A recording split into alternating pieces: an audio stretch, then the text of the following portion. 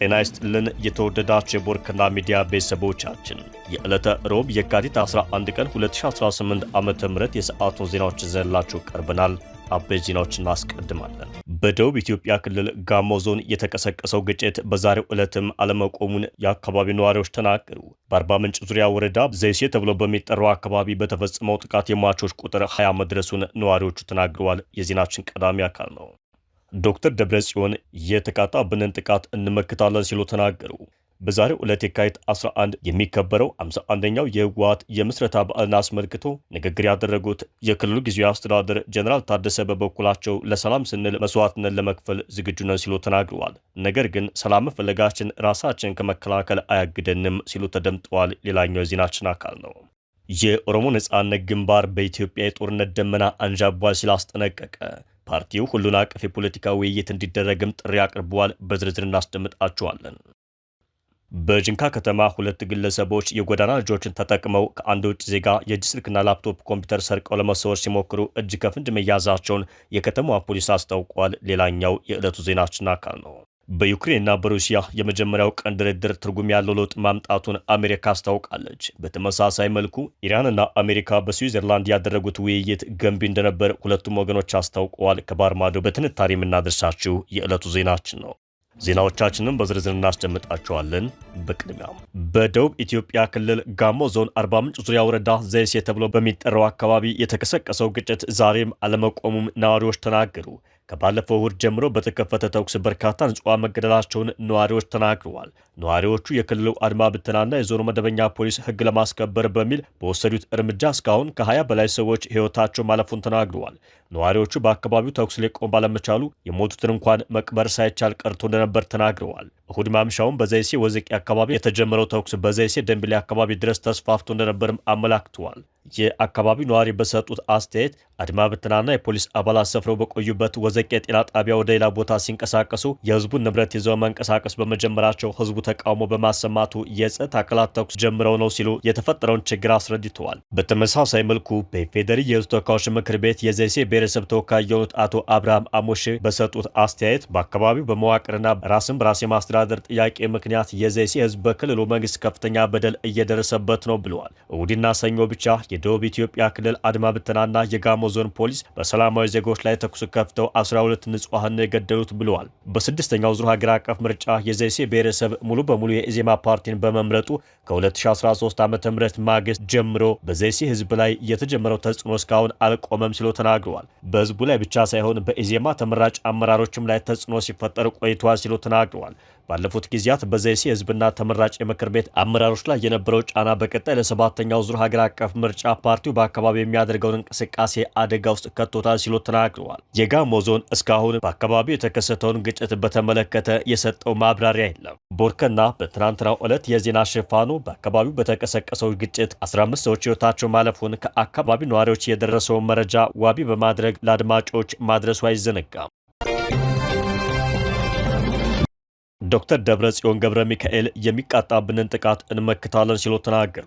ዶክተር ደብረጽዮን ገብረ ሚካኤል በዛሬው ዕለት እየተከበረ የሚገኘውን 51ኛ ዓመት የህወሓት የምስረታ በዓል ወይም የካቲት 11ን አስመልክቶ ንግግር አድርገዋል። የህወሓት ሊቀመንበር የሆኑት ደብረጽዮን የፌዴራል መንግስቱ ያለውን አቅም አሰባስበው ትግራይን ለመውረር ዝግጅቶች እንዳሉ ይታወቃል ብለዋል። ህልውናችንን ጥሶ ለሚመጣ ግን እንመክታለን ሲሉ ተናግረዋል። ለከባድ ትግል መዘጋጀት አማራጭ የሌለው ጉዳይ መሆኑን ለህዝባችን ጥሪ አድርገናል ያሉት ደብረጽዮን የትግራይ ህዝብ አሁንም በከበባና በወረራ ስጋት ውስጥ ይገኛል ሲሉ አብራርተዋል። የህወሓቱ ሊቀመንበር ደብረጽዮን የካቲት 11 የሰማዕታት መታሰቢያ ዕለትን አስመልክቶ ባስተላለፉት በዚሁ ንግግራቸው በትግራይ ህዝብ ላይ ተደቅነዋል ያሉ ዘርፈ ብዙ ተግዳሮቶችን በዝርዝር አቅርበዋል። ሊቀመንበሩ በዋናነት የፕሪቶሪያዊ ሰላም ስምምነት ከተፈረመ 3 ዓመታት ቢቆጠሩም በትግራይ ሉዓላዊነት፣ በተፈናቃዮች መመለስና በዜጎች ደህንነት ዙሪያ የተገቡት ቃሎች እስካሁን አልተፈጸሙም። በዚህም ምክንያት ህዝቡ አሁንም ቢሆን በከባድ ስቃይ፣ መከራና ረሃብ ውስጥ እንደሚገኝ ጠቁመዋል። ክልሉ በማህበራዊና ኢኮኖሚያዊ ማነቆ ውስጥ መውደቁንና ይህም ስምምነቱ በግልጽ የጣሰ መሆኑን አጽንኦት ሰጥተው አስረድተዋል። ሁኔታው ከኢኮኖሚያዊና ማህበራዊ ጫና አልፎ አሁን ላይ ወደ ተኩስና ወታደራዊ እንቅስቃሴ መሸጋገሩንም ጠቁመዋል። የፌዴራሉ መንግስት ያለውን አቅም አሰባስበው ትግራይን ለመውረር ዝግጅቶች እንዳሉ ይታወቃል ያሉት ደብረጽዮን በትግራይ ላይ አዲስ ወረራ ለመፈጸም እየተደረገ ያለው እንቅስቃሴ እጅግ አሳሳቢ መሆኑን ገልጸዋል። ደብረጽዮን በንግግራቸው ማጠቃለያ ላይ ድርጅታቸው የተደቀነውን ስጋት በሰላምና በውይይት ለመፍታት ዝግጁ መሆኑን ገልጸው ነገር ግን ህልውናችንን ጥሶ ለሚመጣ ግን እንመክተዋለን ሲሉ ተደምጠዋል። የትግራይ ሉዓላዊነት ለማረጋገጥና የህዝቡን ችግር ለመፍታት አንድነትን ማጥበቅና ለከባድ ትግል መዘጋጀት አማራጭ የሌለው ጉዳይ መሆኑን ተረድተን ለህዝባችን ጥሪ አቅርበናል ብለዋል።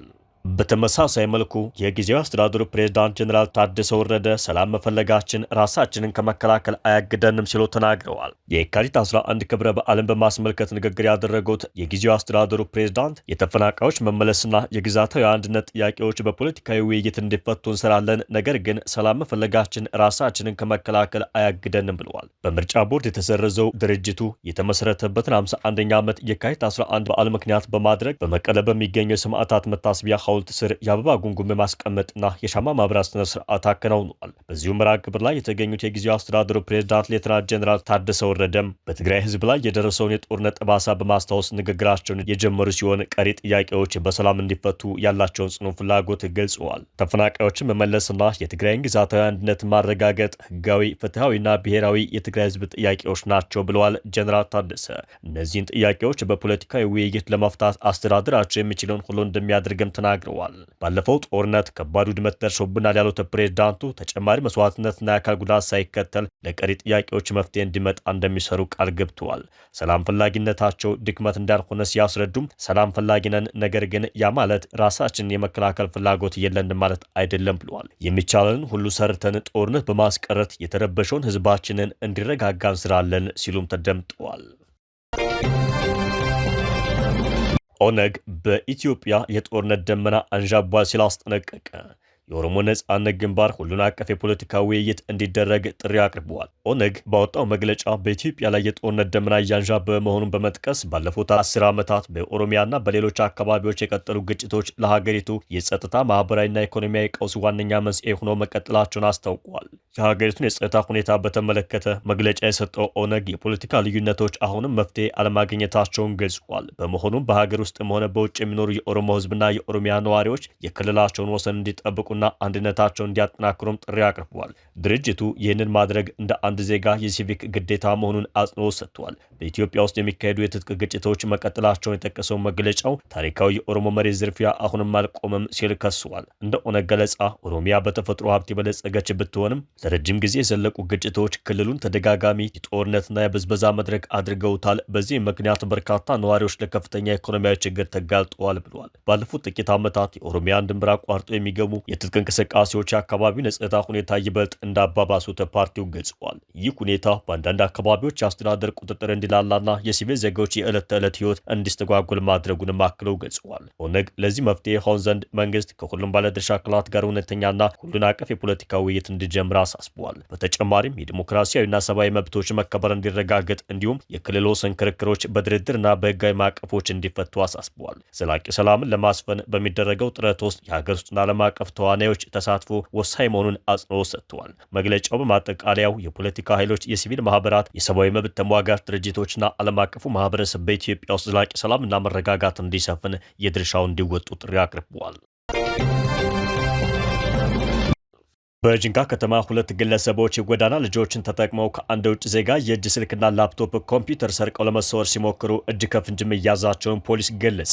የጅንካ ከተማ ፖሊስ አዛዥ በሰጡት መግለጫ ግምታዊ ዋጋቸው ከ395 ሺህ ብር በላይ የሆኑ አንድ እጅ ስልክና አንድ ላፕቶፕ የሰረቁ ግለሰቦች በማህበረሰቡ ጥቆማ በፖሊስ ቁጥጥር ስር መዋላቸውን ተናግረዋል። ግለሰቦቹ ጅንካ ለጉብኝት የመጣ ቱሪስት ቀን ላይ የያዘውን ስልክና ላፕቶፕ ከተመለከቱ በኋላ ባረፈበት ኦሪ ሆቴል ተኝቶ ባለበት ከሌሊቱ 9 ሰዓት ገደማ የጎዳና ልጅ በመስኮት በማስገባት አይፎን 13 ፕሮ ማክስ የሆነ የእጅ ስልኩንና አፕል ላፕቶፕ በመስረቅ ለመሰወር ቢሞክሩም በህብረተሰቡ ጥቆማ በቁጥጥር ስር መዋላቸውን አብራርተዋል። በዋናነት የወንጀል ድርጊቱን የጎዳና ህጻናቱን በማታለልና በማስተባበር የፈጸሙት ሁለቱ ግለሰቦች ከነ ኤግዚቢቱ ተይዘው በፖሊስ ቁጥጥር ስር እንደሚገኙ ገልጸዋል። ንብረቶቹ ለተዘረፈበት ለውጭ ዜጋ መመለሳቸውን የገለጹት ዋና አዛዡ ግለሰቦቹ ተገቢው ምርመራ ተደርጎባቸው ክስ እንደሚመሰረትባቸውም አስታውቀዋል። አሜሪካ የሩሲያና የዩክሬን ድርድር ትርጉም ያለው ለውጥ ማምጣቱን አስታወቀች። ሩሲያና ዩክሬን በጄኔቭ ያደረጉት የመጀመሪያ ቀን ድርድር ጦርነቱን ለማቆም የሚያስችል ትርጉም ያለው ለውጥ ማምጣቱን የአሜሪካ ልዩ መልእክተኛ ስቲቭ ዊትኮፍ ተናግረዋል። ሁለቱ ሀገራት በዛሬው ዕለት የሁለተኛ ቀን ድርድራቸውን እንደሚቀጥሉ ተገልጿል። ዊትኮፍ በኤክስ ገጻቸው ባሰፈሩ ጽሑፍ ፕሬዝዳንት ትራምፕ ሁለቱንም ወገኖች ለድርድር በማቅረብ ረገድ ያገኙ ስኬት ትርጉም ያለው ለውጥ አመጥቷል ብለዋል። በዚህ አስከፊ ግጭት ውስጥ የሚፈሰውን ደም ለማስቆም የሚደረገው ጥረት ውስጥ በመሳተፋቸው ኩራት እንደሚሰማቸውም ገልጸዋል። ከፍተኛ የዩክሬን ተደራዳሪ የሆኑት ሩስተም ኡምሬ በበኩላቸው የመጀመሪያው ቀን ድርድር በተግባራዊ ጉዳዮችና ስምምነት ሊደረስባቸው በሚችሉ መፍትሄዎች ያተገባበር ሁኔታ ላይ ያተኮረ እንደነበር በማህበራዊ ሚዲያ ገጻቸው ላይ አስታውቀዋል። ይህ ከሆነ ከአጭር ጊዜ በኋላ በቪዲዮ መልእክት ያስተላለፉት የዩክሬን ፕሬዝዳንት ቮሎዲሚር ዜሌንስኪ አሜሪካ ለሩሲያና ዩክሬን ባቀረበችው ሀሳብ መሰረት ሀገራቸው ጥቃት ከመፈጸም ለመታቀብ ዝግጁ መሆኗን ተናግረዋል። እኛ ጦርነት አንፈልግም ያሉት ፕሬዝዳንት ዜሌንስኪ ዩክሬናውያን እዚህ ጦርነት ውስጥ የገቡት ሀገራቸውንና ነጻነታቸውን ለመከላከል ነው ብለዋል። ጦርነቱን ለማቆም ወደሚችል ስምምነት በፍጥነት ለመሻገር ዝግጁ ነን ያሉት ዜሌንስኪ ጥያቄው መቅረብ ያለበት ለሩሲያውያን ብቻ ነው፣ የሚፈልጉት ምንድን ነው ሲሉ ጠይቀዋል። በተመሳሳይ መልኩ የኢራንና አሜሪካ ውይይት ገንቢ እንደነበር ተገለጸ።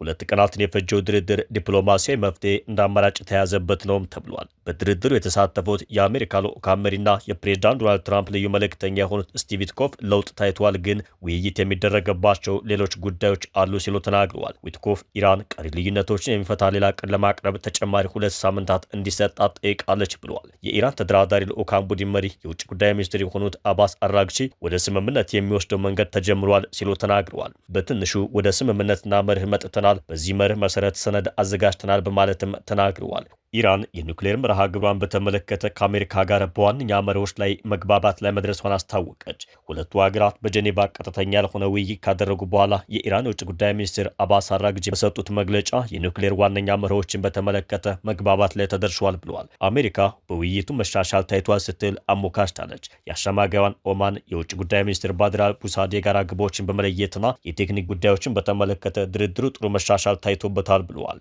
የኢራን መንግስት ተቃዋሚዎች ላይ እርምጃ መውሰዱን ተከትሎ አሜሪካ ወታደራዊ እርምጃ ለመውሰድ ስትዝት ቆይታለች። አሜሪካና የአውሮፓ አጋሮቿ ኢራን የኒውክሌር ጦር መሳሪያ ልትገነባ ነው ቢልም ቴህራን በተደጋጋሚ አስተባብላለች። አሜሪካና ኢራን ከሚደራደሩባቸው ነጥቦች ዋነኛው የኒውክሌር ጉዳይ ነው። አንድ አሜሪካ ከፍተኛ ባለስልጣን መሻሻል ቢኖርም ብዙ የምንወያይባቸው ዝርዝር ነጥቦች አሉ። የምንለያይባቸው ነጥቦች በተመለከተም ኢራናውያን በቀጣይ 2 ሳምንታት ምክረ ሀሳባቸውን ይዘው እንደሚመጡ ገልጸውልናል ሲሉ ተናግረዋል። ሁለቱ ሀገራት ለሶስተኛ ዙር ውይይት ቀጠሮ የያዙ ሲሆን የሚገናኙበትን ቀን ግን በይፋ አላሳወቁም። የሁለቱ ሀገራት የኒውክሌር ድርድር ከኦማን ሙስካት ወደ ስዊዘርላንድ የተዘዋወረ ሲሆን በምን ምክንያት እንደተቀየረም የተገለጸ ነገር የለም። የተወደዳችሁ የቦርከና ሚዲያ ቤተሰቦቻችን የዕለቱ ዜናችን በዚህ መልኩ ተጠናቋል። ጤና ይስጥልን።